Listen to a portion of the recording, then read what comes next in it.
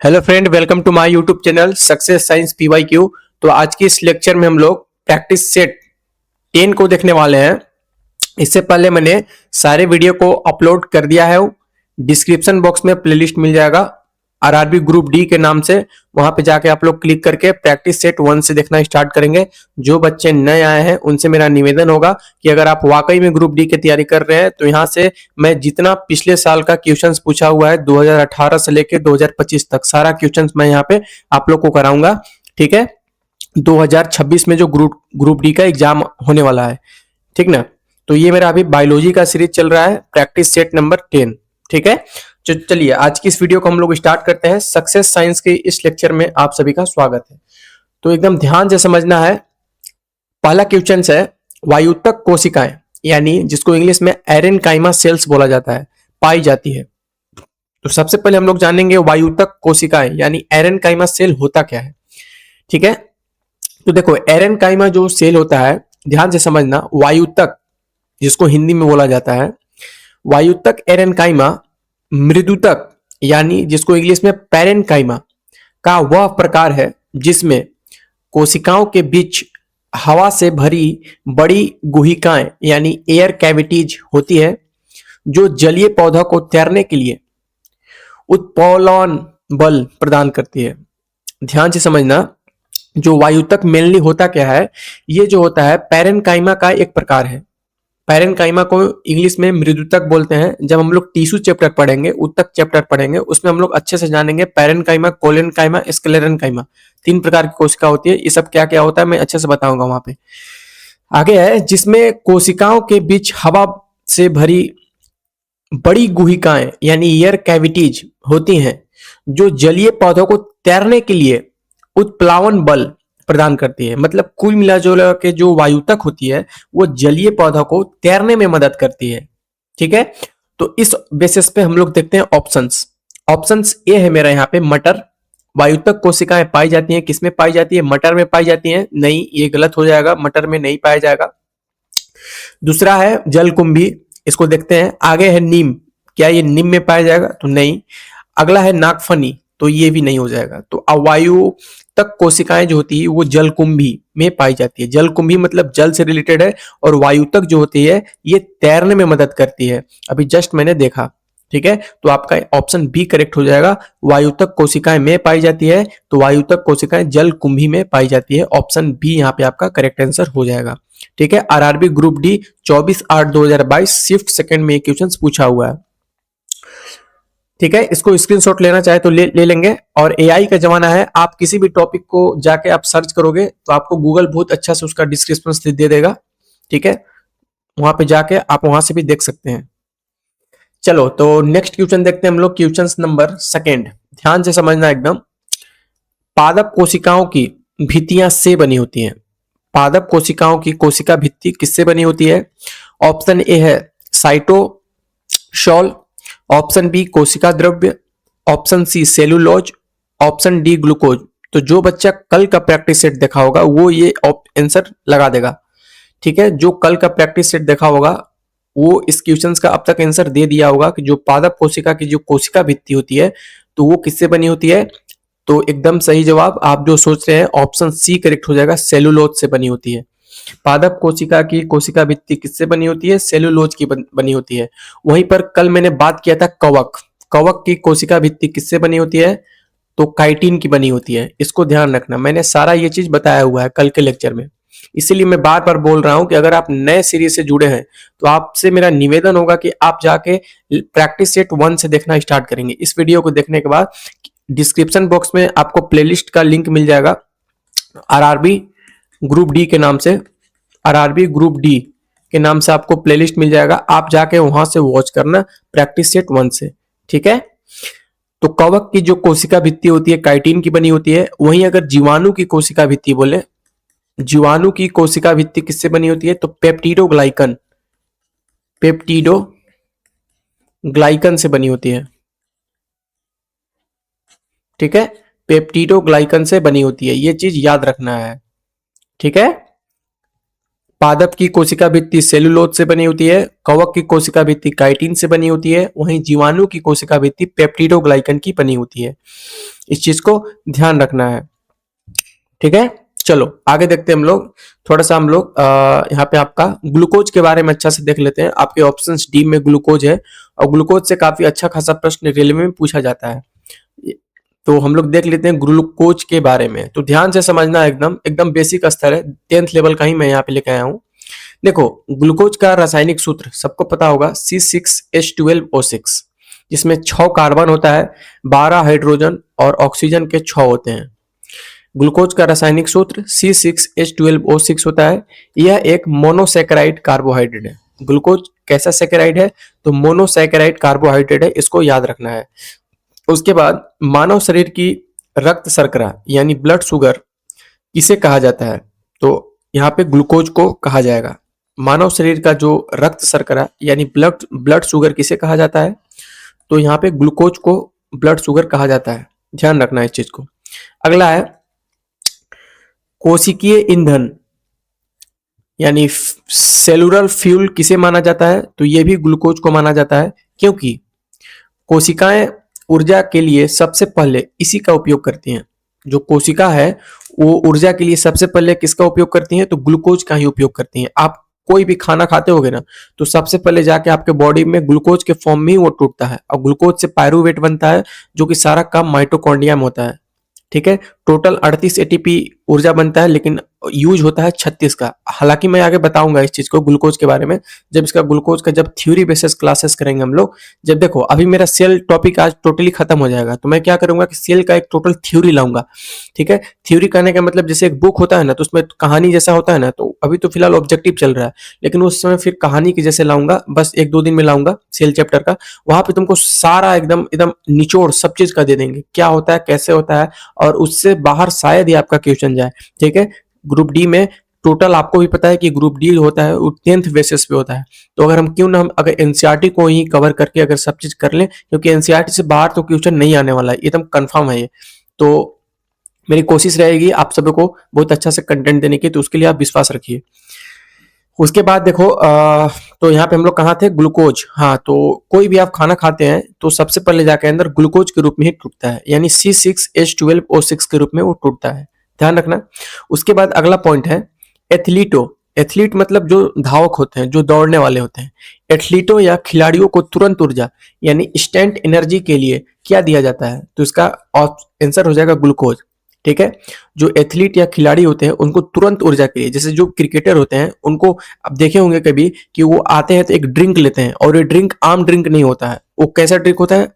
Instant energy देने वाला, यानी वो ग्लूकोज के फॉर्म में ड्रिंक होता है, आपको तुरंत एनर्जी देगा, ठीक है। अगला इसमें पॉइंट है ग्लूकोज का ग्लाइकोजन में परिवर्तन क्या कहलाता है और यह कहाँ होता है? क्वेश्चन है ग्लूकोज का ग्लाइकोजन में परिवर्तन क्या कहलाता है और यह कहाँ होता है?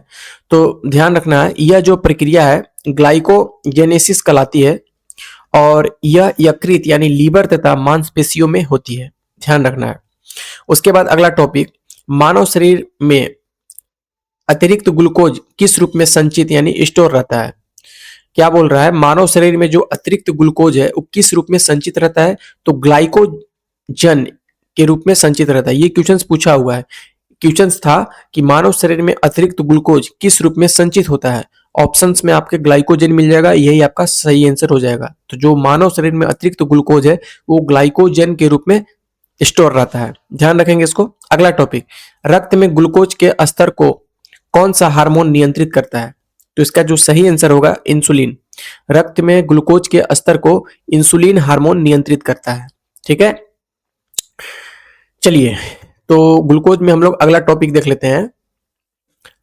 हाँ, तो देखो मैं एटीपी के बारे में बता रहा था, यहाँ भी दिया हुआ है एटीपी के बारे में, तो इसके बारे में तो अच्छा से लाऊंगा क्योंकि बहुत इंपॉर्टेंट टॉपिक है, ये माइटोकॉन्ड्रिया से संबंधित है। अगला ग्लूकोज के एक अणु में पूर्ण ऑक्सीकरण यानी एरोबिक रिप्रेजेंटेशंस के कुल कितने एटीपी ऊर्जा मिलती है? क्वेश्चन है ग्लूकोज के एक अणु के पूर्व ऑक्सीकरण में से कुल कितने एटीपी यानी एडेनोसिन ट्राइफॉस्फेट, एटीपी का फुल फॉर्म एडेनोसिन ट्राइफॉस्फेट ऊर्जा मिलती है? क्वेश्चन समझो, क्वेश्चन बोल रहा है ग्लूकोज के एक अणु के पूर्ण ऑक्सीकरण, जब एक अणु ग्लूकोज का पूर्ण रूप से टूट जाता है तो हमें कितने एटीपी के रूप में ऊर्जा मिलती है? तो देखो 36 या 38 एटीपी का मिलता है, 36 या 38 एटीपी का मिलता है। और जो शुद्ध होता है, आधुनिक शोधों के अनुसार जो शुद्ध लाभ है वो 32 एटीपी के रूप में यूज होता है। ठीक है, बनता है 36 या 38 एटीपी में, लेकिन जो हम यूज लेते हैं वो सिर्फ 32 एटीपी का ही यूज लेते हैं।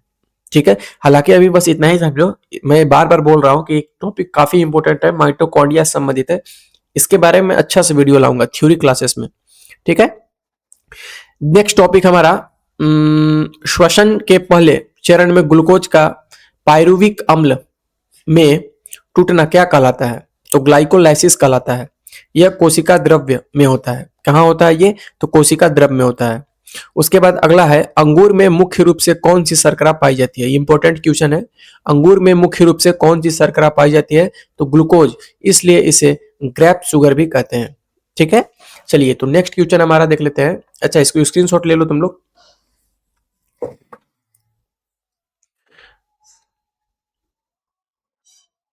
चलो ठीक है, नेक्स्ट क्वेश्चन देखते हैं हम लोग, क्वेश्चन नंबर 3। पादप कोशिका भित्ति किससे बनी होती है? पादप कोशिका भित्ति किससे बनी होती है? तो सेलुलोज और पैक्टिन, केवल पैक्टिन, मुरेन या काइटिन? तो ये तो कवक में बना होता है, ये तो कवक में बना होता है। तो पादप कोशिका की जो कोशिका भित्ति होती है वो सेलुलोज और पैक्टिन से बनी होती है, यानी ऑप्शन ए सही हो जाएगा। ठीक है, नेक्स्ट क्वेश्चन देखते हैं, क्वेश्चन नंबर 4। कौन सा कोशिकांग प्रकाश संश्लेषण के दौरान प्रकाश ऊर्जा का उपयोग करता है? कौन सा कोशिकांग प्रकाश संश्लेषण के दौरान प्रकाश ऊर्जा का उपयोग करता है? ये क्वेश्चन रिपीट हुआ है, आरआरबी एनटीपीसी 7/4/2021 में ये रिपीट हुआ है क्वेश्चन। पहला ऑप्शन से गोल्जी काय, बी है माइटोकॉन्ड्रिया, सी राइबोसोम, डी हरित लवक। बताइए कौन सा ऑप्शन सही होगा जो प्रकाश संश्लेषण के दौरान प्रकाश ऊर्जा का उपयोग करता है? एकदम सही जवाब है। अगर आप डी ऑप्शन सोच रहे हैं तो हरित लवक इसका करेक्ट आंसर हो जाएगा। ठीक है, माइटोकॉन्ड्रिया के बारे में मैंने बेसिक बता दिया हूं, राइबोसोम्स के बारे में अभी बताऊंगा, उसके बाद गोल्जी बॉडी के बारे में मैं अच्छा से डिस्कस कर दिया हूं। इसीलिए मैं बोल रहा हूं कि पिछले वाले लेक्चर्स को, प्रैक्टिस सेट को आप लोग मत छोड़ो, इसको देखने के बाद जाकर आप वहां से देख सकते हो। अगला देखो, हम लोग राइबोसोम्स के बारे में थोड़ा सा जांच पड़ताल कर लेते हैं कि क्या होता है राइबोसोम्स। वैसे इसके बारे में मैंने बताया हुआ है, लेकिन यहाँ पे मैं लिख के पीपीटी के माध्यम से लेके आया हूं, तो तुम लोग को स्क्रीनशॉट लेने में आसान रहेगा। देखो, राइबोसोम्स की अगर खोज की बात करें तो राइबोसोम की खोज जॉर्ज पैलेड ने 1853 ईस्वी में, इन्हें पोलैंड कण भी कहा जाता है। राइबोसोम की खोज कौन किया था? तो जॉर्ज पैलेड ने किया था, 1953 में किया था। प्रोटीन फैक्ट्री, राइबोसोम को कोशिका की प्रोटीन फैक्ट्री कहा जाता है क्योंकि यहां प्रोटीन का संश्लेषण होता है। मैंने पहले भी बताया था कि protein factory of the cell किसको बोला जाता है? राइबोसोम को बोला जाता है। ये क्वेश्चन पूछा हुआ है कि प्रोटीन फैक्ट्री किसे बोला जाता है? तो राइबोसोम को बोला जाता है। सबसे छोटा अंग, यह कोशिका का सबसे छोटा कोशिकांग है। ठीक है, अगर आपके शरीर में कोई सबसे छोटा कोशिकांग यानी सबसे छोटा ऑर्गेनेल्स है तो वो राइबोसोम होता है। क्वेश्चन पूछ देगा कि सबसे छोटा कोशिका अंगक कौन है, यानी सबसे छोटा ऑर्गेनेल्स कौन है, तो आपको ऑप्शन में राइबोसोम होगा, उसको मारना होगा। सबसे छोटा कोशिकांग राइबोसोम है। झिल्ली रहित में अगर बात करें तो राइबोसोम के चारों ओर कोई झिल्ली नहीं होती है। इसको ध्यान रखना इंपॉर्टेंट है कि राइबोसोम के चारों ओर किसी भी प्रकार की झिल्ली नहीं होती है, यानी नो मेम्ब्रेन होती है। ठीक है, संरचना की अगर बात करें तो यह आरएनए यानी राइबोज न्यूक्लिक एसिड और प्रोटीन से मिलकर बना होता है। ठीक है, जो राइबोसोम्स है, आरएनए यानी राइबोज न्यूक्लिक एसिड और प्रोटीन से मिलकर बना होता है, ये इंपॉर्टेंट है।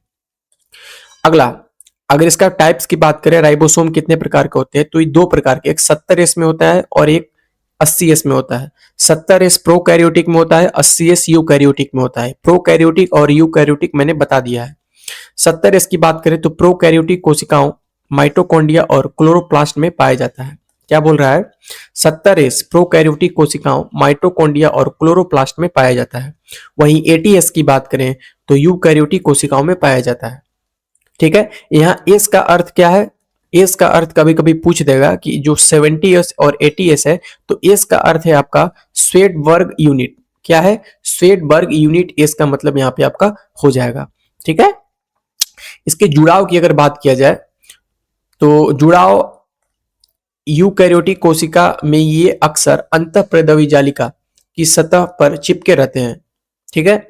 मैग्नीशियम की भूमिका, राइबोसोम के दो इकाइयां को आपस में जोड़ने के लिए मैग्नीशियम आयन यानी Mg2+ सांद्रता की आवश्यकता होती है। इंपॉर्टेंट मारना इसको, वेरी वेरी इंपॉर्टेंट मारना।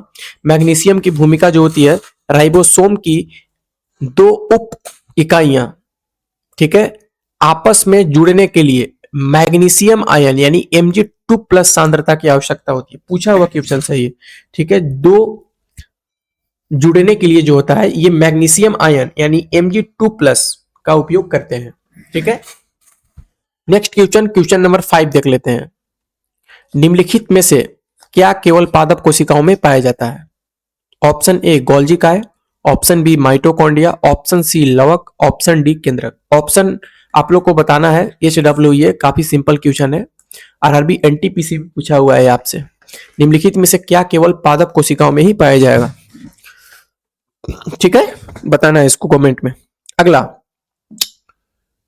निम्नलिखित में से कौन सा वर्णक फलों और सब्जियों के रंगों के लिए निर्धारित के लिए जिम्मेवार है?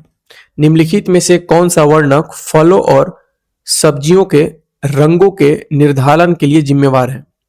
पहला हो गया हीमोसाइनिन, दूसरा हो गया मेरोसाइनिन, तीसरा इंडोसाइनिन, चौथा एंडोसाइनिन।